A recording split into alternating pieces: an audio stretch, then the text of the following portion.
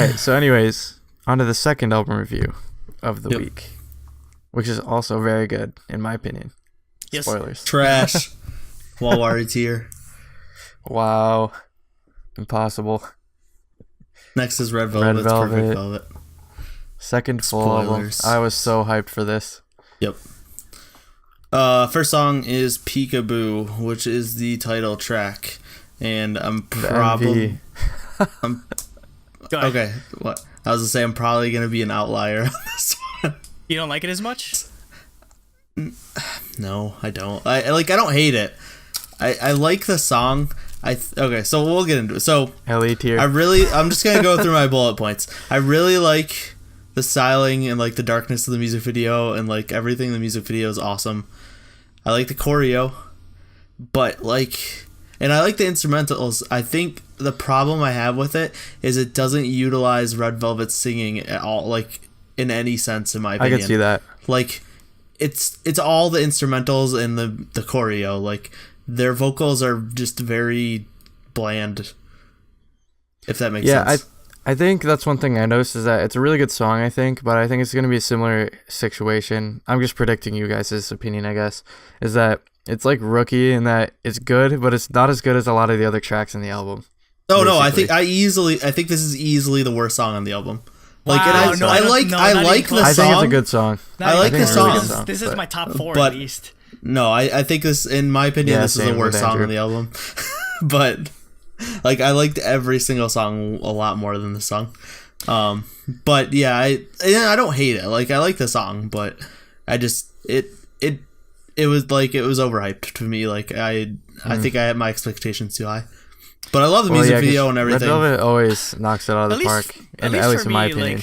Like, maybe again, this is probably just because I'm more accustomed to just straight up instrumental music, which is why I don't find necessarily the use of instrumentals in the chorus necessarily egregious. But I think it just works well with Red Velvet because it's this interesting fusion. Like it's I guess electro like swing, if that it's sort of like a genre sort of thing. It's this interesting, almost like it kind of veers into like trap house-ish sort of like stuff, like in a bit, but it definitely feels it keeps this like upbeat like swing like sort of drum beat in the background and like all like the snapping and like all like the hand claps sort of thing. So I feel like it just came together very well for something that's not necessarily easy to do. Like just, especially with Red Velvet, like this is sort of like, I guess, like a sort of different sound coming from them. But in a way, I guess it sort of feels familiar where it's just, you can definitely tell in at least what vocals they do have on the chorus.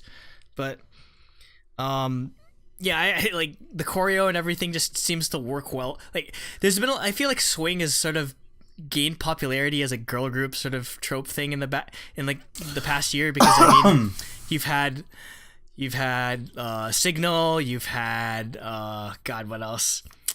You've had Oh My Girl had one song. Like it feels like swing is sort of like becoming a popular sort of thing, but like I feel that this sort of brings it together, at least in like the terms of like the choreo, because like they're doing like actual like swing, like they're doing the whole peekaboo thing or whatever, like doing a lot of those like swing style dances. So that's it. It's probably why I put everything over like Signal in terms of that sort of sense.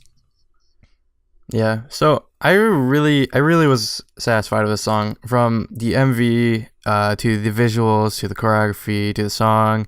The beat in the song is really, really catchy. Like, that was stuck in my head immediately after it was over. That's definitely a Red Velvet thing. They're very like their choruses are uber very catchy. infectious. Like like I haven't been able to get like peekaboo like part from Yeri out of my head the entire day. I think really the only thing I would have wanted more is, like Nate said with the vocals, I would have wanted more like maybe ad-libs from Wendy in the background. Exactly. That really, like, you know. It was just very flat and like it didn't really go anywhere. Well, because sometimes if there's any ad-libs, most of the time it's just like the semi-rap parts that you get from Yeri. So, yeah. But I mean, visually though, like I think we are all in agreement that it was... Joy? Oh my god. No, freaking Yeri with short hair is so perfect.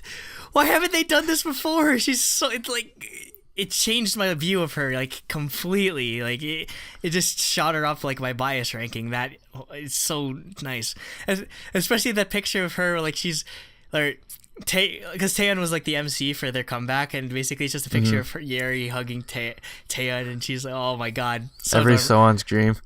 Yeah, because basically, because isn't Yeri just like a Taeyeon fangirl? So like this is, I'm pretty sure she is. Yeah, so, like, she's SNSD fangirl. Yeah, she is.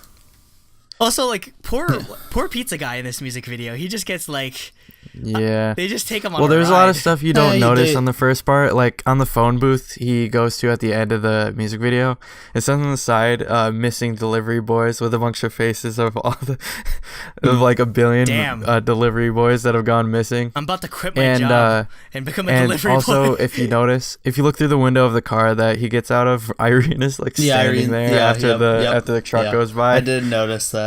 God, that's an honor. I would love to become be a pizza boy, deliver my pizza, and be killed by Red Velvet. Just saying. I'd like to be absolutely murdered by Red Velvet. Yeah, Joy definitely. You were saying before, Joy took it to another level. Yes, that's another thing. Oh my god, that's another thing. Especially in the lives about it is whoever styled Seulgi needs to be fired. Why? Oh, I like it. I don't like the straight hair with the fringe, and I don't like the like one piece. Yeah, the like romper or whatever you want to call it. I like it. Because I do not like it at all. It's definitely period styled in a way. Like that's probably why I like it. Like this, like the it just doesn't fit with anyone else's clothes though. It looks dumb. Like it just didn't. I think look, it fits fine. I don't know. I didn't think it fit well at all. I love didn't that like outfit. it. That's my favorite outfit. I'm sorry. Really? I hated it. Just because it's Seulgi. I was like, no, just you're ruining Seulgi. Stop. Okay, moving on to look. Holy 80s synth. Just like straight up. Daniel Obi Klein strikes again. Dude, it's really amazing. And Charlie Taft. Yeah, no, this song was amazing. Like 80s synth, they showed their singing range really well.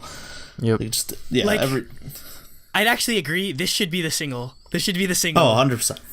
I would 100% be okay. Because I put this could have had a really cool 80s style video too. Yeah, exactly. Like 80s, like space age almost type of video. Like I know Red Velvet's aesthetic is like they're trying to do like weird, like trippy shit, but like that they could do that, totally do that with an 80s sort of music video. Like do something like Luna's what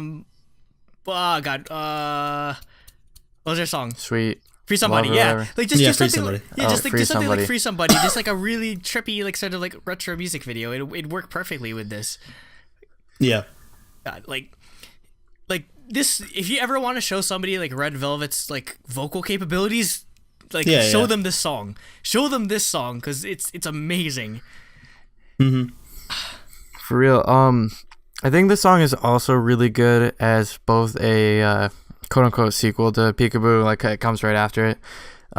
It sets the tone really good for the rest of the album and how it's going to progress, because I think they really had a nice like electronic theme for this album, which I obviously I appreciate because I'm just a sucker for any sort of that. But it has been interesting to see like SM sort of, I guess in general as a company, has been trending towards European producers a lot more, because I mean, like we have London Noise, you have like DK, you have just like a lot of people and it definitely works well. It's definitely an indicator of like the sort of style they're going with, like a lot more electronic music, and like I feel like Western Europeans in general are sort of like that when back when it was called techno, they sort of like pioneered the whole like dance music genre, so it's definitely works well with this. And like I wrote in my Reddit comment that right now, like Daniel Obi Klein, DK, like Charlie Taft are in my running for like producer of the year, because just like everything I've listened to from them has just been so good, and like it feels like they know how to like put their own like sort of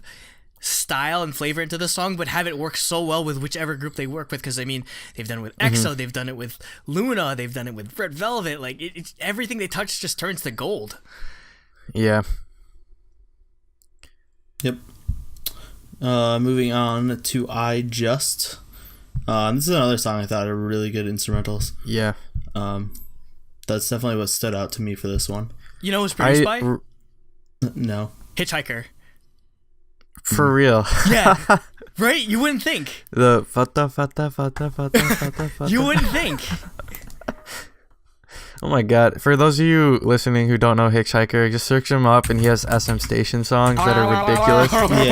Yeah. They're like you like who would think that guy would make a song like this, right? For real, this song is awesome. I really really love the vocal effects on this song. I don't know what it is about them, but they sound really nice to me. Mm-hmm. Like the chorus, like this is like the chorus shines so well in this, like the slight sort of like effect that they have on their vocals, and just like the yeah, it just works so well with this song. Like, then again, I guess if you do look at Hitchhiker's songs, he does work a lot with voices. Yeah. So I guess it doesn't really surprise me in that front.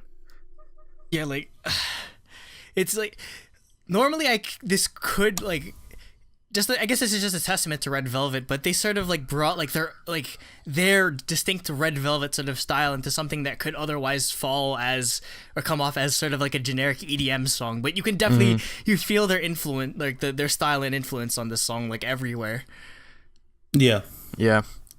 It's these album tracks like these that really are what make Red Velvet my favorite new generation group. And it's such a shame that most people won't be able to listen to this stuff. Until Twice comes back, and then you're like, oh yeah, Twice. Well, it always you always switch back and forth. Well, no, I always switch between Red Velvet, Twice, and G-Friend, but honestly, Red Velvet's on top most of the time. So I'm just gonna say like Red Velvet's been the most consistent for me, at least this year. But it's just.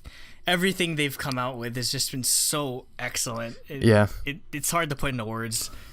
Well, seriously, all their albums are so good. This is I guess I'd put this on par with The Red, which is one of my favorite albums by then.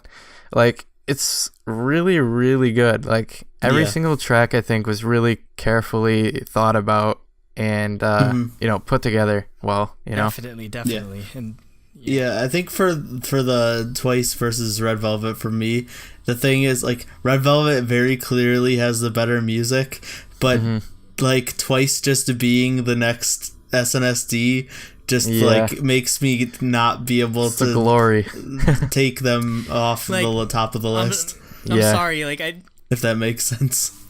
This album solidified, like, where Red Velvet's ranking is in my book, and it's at the very top. It's at the very top. Red Velvet very, very clearly has the way better music, but it's just that SNSD factor. I definitely hold like the music a lot higher. I know. Like I'm in such a weird position where I love Twice's personality and their members a lot more than Red Velvet, but Red Velvet. Yeah, I think that's what it is. I think a lot of people are in the sort of the same boat. Mm-hmm. Poor Blackpink, they're not even in the conversation right now. Nope. I mean, I really love their Blackpink, music, but it's just I guess it's just hard. They don't come out with anything ever. Yeah, that's true. They're very sparse on music. Speaking of Blackpink, though, if anyone hasn't watched Justice League yet, which I guess I'd fall into that category, go watch it because I was gonna say I haven't seen it. I'm just now going to see Thor this weekend. Yo, oh my God, it's so good. It's so good. But getting back onto Justice League, Blackpink shows up in like one part of the movie, and apparently during the credits they actually play of all of As If It's Your Last, or at least a snippet of it. That's huge. Like how much? Was like Barry Allen watching it or something? No, it was just. I think it was just during the movie. I think it's just playing on in the background. But during the credits, they mention it like it's prominent. I asked my friend today. And then like there's a video of Ezra Miller like straight up doing like dancing. Because like they had like a media tour in Korea and they asked them about like Blackpink. And Anyway, that's cool. Getting back to Red Velvet. Yep. Next is Kingdom Come, which is R&B Velvet track. Yep. Which we like. For me, I definitely missed it on the Red Summer, not having a Velvet track. A Velvet side, because it's weird how like they sort of said they'd go away from sort of having that dichotomy, but it feels like they kind of do. I mean, granted, Red Summer still had like a ballad track, which is velvety, but for the most part, but it didn't have like the R&B. Yeah, honestly, I think this album does a really good job of sort of staying between the two, I guess. Yeah, definitely. Yeah, I agree. Because, like, Peekaboo definitely doesn't seem like their normal red side, you know? I think it is red, but I think it's become a spectrum now. Yeah. This is very much a Velvet song. It's not red flavor red. Yeah, like Yeah. like this sort of reminds me of like Be Natural, the Be Natural cover that they did. Like this, I love this Red Velvet. Be Natural, Automatic, stuff like that. Yeah. Like this is so good. Like Cooper was saying that Kingdom Come might be his favorite Red Velvet song, and I wouldn't blame anyone for thinking so, because like their vocals on this are just amazing. Zoo. No, the greatest Red Velvet song. No, I wouldn't put Zoo up there. No, I'm sorry. Weird animal noises. It's great. I think this will be my favorite on the album. Actually, it's between Kingdom Come and Look. I think Look is also Attaboy, which is later. It's so hard to choose. Like if you had to put like, there's a lot. If you put a gun to my head and I had to like pick a song, it'd be Look, because I'm an Obi Klein fanboy. But like, yeah. I feel like I'm the only one that actually like knows who the fucking Obi Klein is. Like we keep talking about him. People are like, who the hell is this guy? I only know him because you mention him a lot. Because that's the thing. Most people in K-pop don't really like follow producers. Follow the producers. Producers have such a huge influence on how an album comes out. Sure. Like, it definitely in K-pop. Yeah, like K-pop mostly, because like they're in charge of a lot more than what you'd hear in like American music, where a lot of people are just like very like, they write the songs, they make the songs, that sort of thing. Where K-pop is like people write the lyrics for you, people write the track for you, they arrange it for you, they compose it for you, sort of thing. So yeah, it's like the right composer or like the right like producer is definitely like so much more important in K-pop, because they have just that much more impact on the songs. But yeah, like that's something a lot of people would knock K-pop for, is that like the actual person who performs the music isn't directly involved in everything. Something that somebody else wrote for you. It's hard. Yeah, but the thing is, I kind of like that it's a team effort between so many different artists and people that work on it. There's so much work that goes into it. On that same point, though, it's such a shame that like even in like Korean awards, like producers really don't get any recognition on that level, which kind of sucks. That's why again I see it as a team effort. Like Red Velvet is a team of them, the members, plus the producers and people who choreographers and stuff. This song in particular was composed by Stereotypes, D's, and Yiva Dimber. I don't know. They definitely use like a lot of like European producers, because they SM especially. It'd be interesting to see where SM like finds all of these people, right?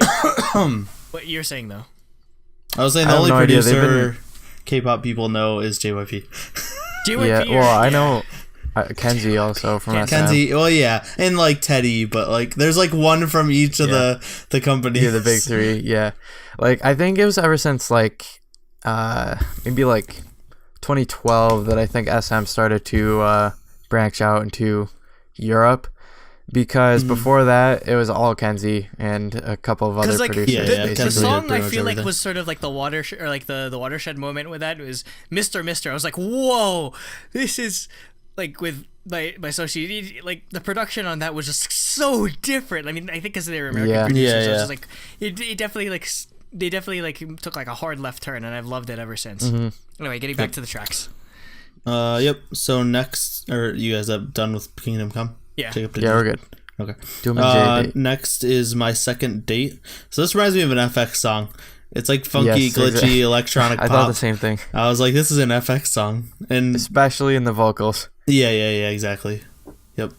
And I like the rap section. They like it like goes like into a hip hop beat for during the rap part. If that they repeat a couple times. My first reaction was actually, it reminded me of a Pink Tape, which is one of my favorite K-pop albums like ever. So from Red Velvet, definitely not complaining that. From Red Velvet, this kind of reminded me of Huff and Puff, because it's that sort of this is like very the Red era, where their sort of style was just mixing these sort of like almost circus-esque weird xylophone like sort of background things with like a trap beat or something like that. That's what I think. That's what I thought of when I heard Red Velvet, like like Dum Dum and like all that sort of stuff. So yeah. My favorite part of this song is the like, I don't know who it is. I think it's either Joy or Yeri who does the tuck tuck. I don't know what it is, but it's like heavily filtered over and like What's the word I'm looking for? Muffled. The muffled part. It's before the chorus. It's like a muffled. They have I love that part. It's a muffled effect, and then they chopped up the vocals, which is nice. Again, I'm just a sucker for good vocal chopping, not just crappy vocal chopping. Yeah. That's my favorite part of the song. It's so catchy. I can't replicate it because I can't rap or anything like that, but yeah. This song and then the next one seem sort of definitely like related, so I like the placement of them on the album. Mm-hmm. Yeah. I think it's Joy who does it now, because I'm listening to it while we record. But yeah, I think it's Joy. Mm-hmm. Yeah. I like the song a lot, like I said, and even you said it reminds you of Huff and Puff, which always reminded me of an FX song. So it's definitely got that feel. Next is Attaboy, and when this started, I thought we were going into a straight up Red Velvet hip hop track, and I was like, "Oh my god, what is happening?"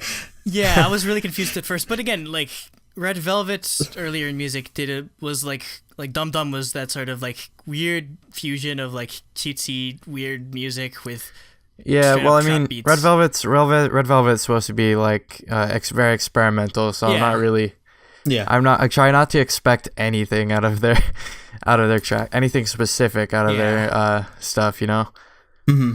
No, that being said, Attaboy is one of my favorites on this album. I really, really like this song. The chorus. Yes.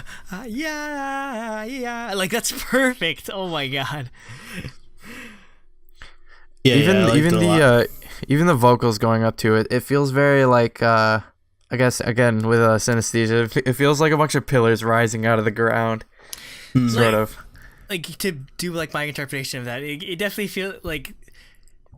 With this Red Velvet, I definitely get like the sort of dumb visuals where it's just sort of like almost like circus, like where they're like all like Pippi Longstocking or like the weird like doll sort of things where it's just like weird but somehow catchy sort of thing. Like there's some parts like during. If I were to. Good. Oh well, I was gonna say is if I could pick any song to get an MV, I would pick this one. I would love to see what they do with this. This would be an interesting MV, definitely, but yeah.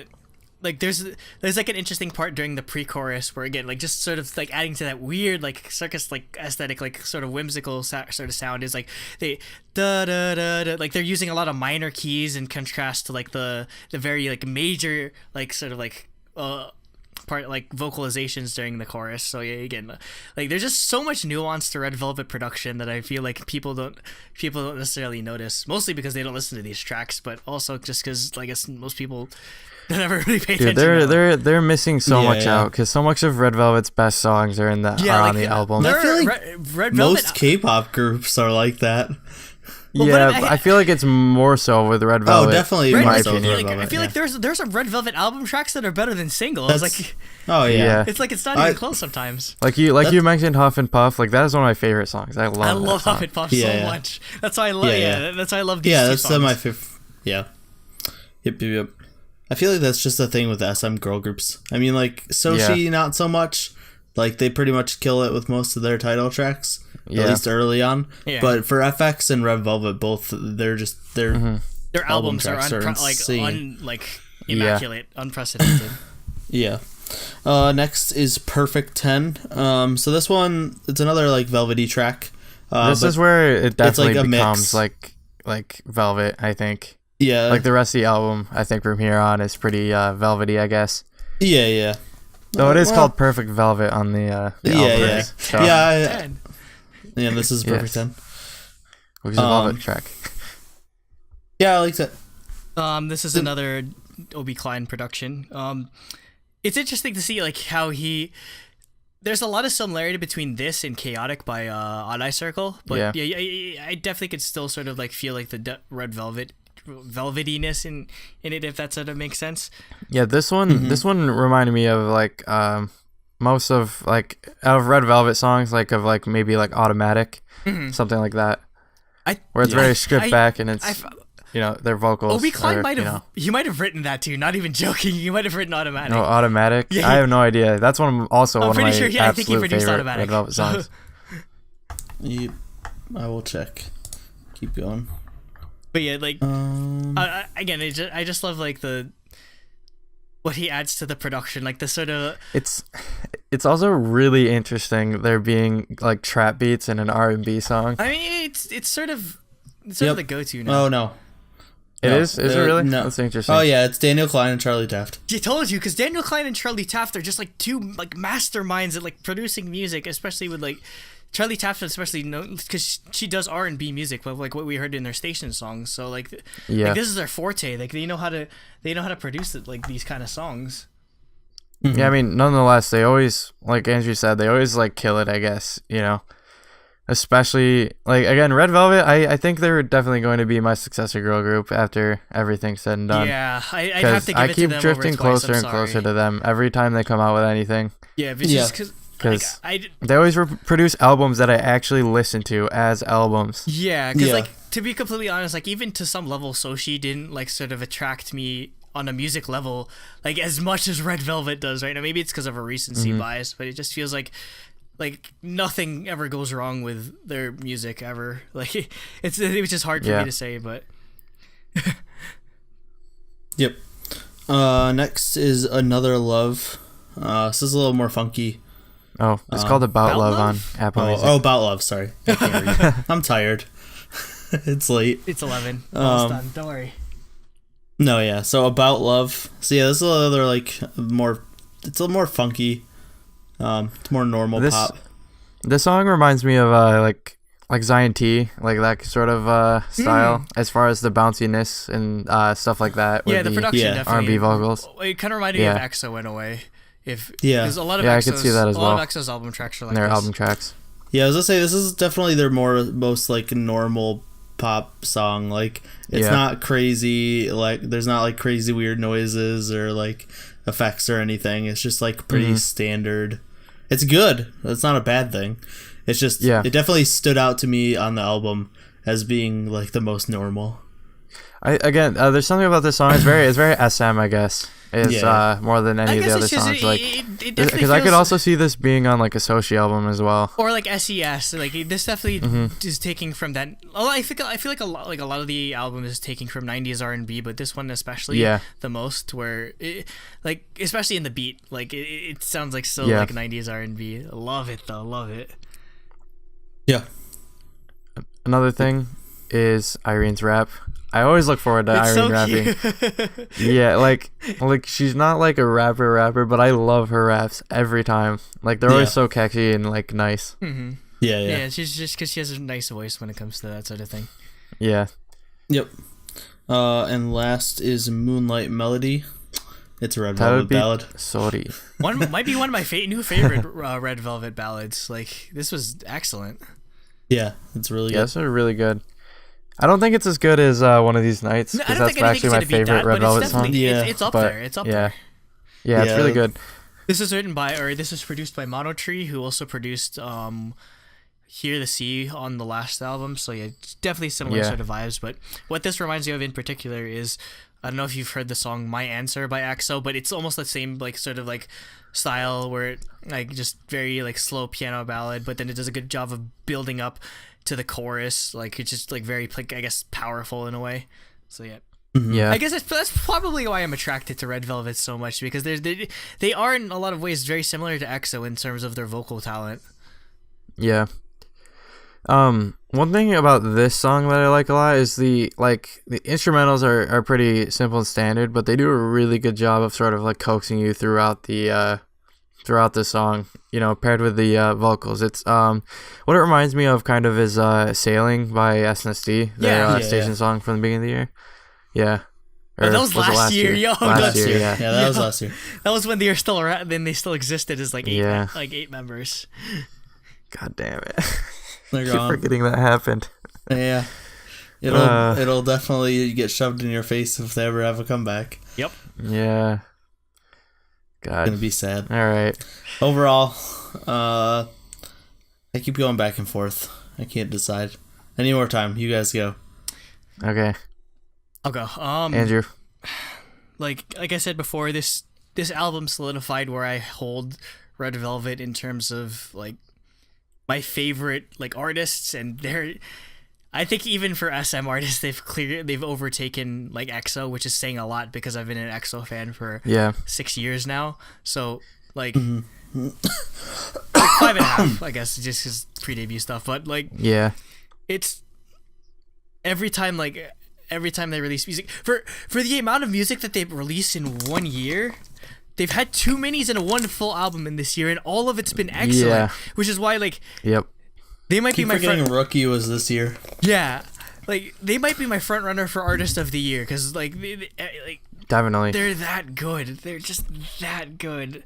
So this is a 10 out of 10, 6 out of 6 for music, 3 out of 3 for concept. Especially I love like their visuals and everything. Bias, I'd give 2 out of 1 if I could because I love Red Velvet so much. Like. I don't know what else to say. This it's perfect. It's perfectly Velvet. So I also gave it a 10. Like Angie said, I don't want to give 10s to so much stuff, but like I love K-pop so much that they keep coming out with so much stuff that I love. Like I feel like I would be better served having a 100 scale instead of a 10 scale. Yeah, we probably should. To be honest, if I give it, if I give I'm in the same boat. If I give if I put this on a 100 scale, this would be like a 95. Like not even it'd be that good. Yeah, like really, really good. Yeah. Like the only thing that would hit absolute 100 for me would be again like Epic High's last 2 albums, My Voice, Holiday Night, which 3 of those came out this year, which is ridiculous. Yeah. Like this definitely is like mid to high 90s. This is really, really great. Yeah. To prove I'm not jumping on the bandwagon, I did say I don't know if it's gonna show up. I did say originally I was gonna give it a 10, and I'll stick with that. As much as I was disappointed, like I like Peekaboo. I like Peekaboo. Yeah. I like the song. Don't get me wrong, but you say it's a low 10. Yeah. Like I loved every song on the album other than Peekaboo, like so much. Yeah. So I still gave it a 10. Yeah. Yep. Like, so then definitely it's truly Daebak album. Yeah, it's a perfect. It's tier literally 10 perfect 10. 30 out of 30. Yo, how can they have a ranking? How can they have a song called Perfect 10 on here, but only have 9 tracks? Oh, ruined. Deluxe edition, please. Like, I just like bravo to every like Red Velvet's production team because it's just like everything. Definitely, everything they've just done is amazing. I want to see Red Velvet live really bad. Please come to America. Red Velvet. I'd want to see Red Velvet more than like any other group right now. Yeah. Like even more than like 101 or even more than like I don't know, even more than Epic High. Yeah, like top 3 I want to see is Epic High, Tan, and Red Velvet. Like any of those, my life would be complete. Like, just let me see any of them. Yeah, I think the only group I could say more than Red Velvet would probably just be A-Pink, just because they're number 3 on the list, and I've never seen them still. They were the only group I didn't get to see in Korea that I really wanted to. Yeah, even got the Panda Bong inbox. Yeah, fully ready to be used. Mm-hmm. So yeah, just and then Dreamcatcher is the other one. Yeah, we'll get to them in the next topic. One day. At this point, I feel like EXO, BTS, and Twice are like it's like the big 3 in anime. Oh yeah, it's like the big 3 of groups. It's cyclical. Like last generation, it was Super Junior, Big Bang, and SNSD. It's the same thing. Yeah, exactly. Yeah. All right, so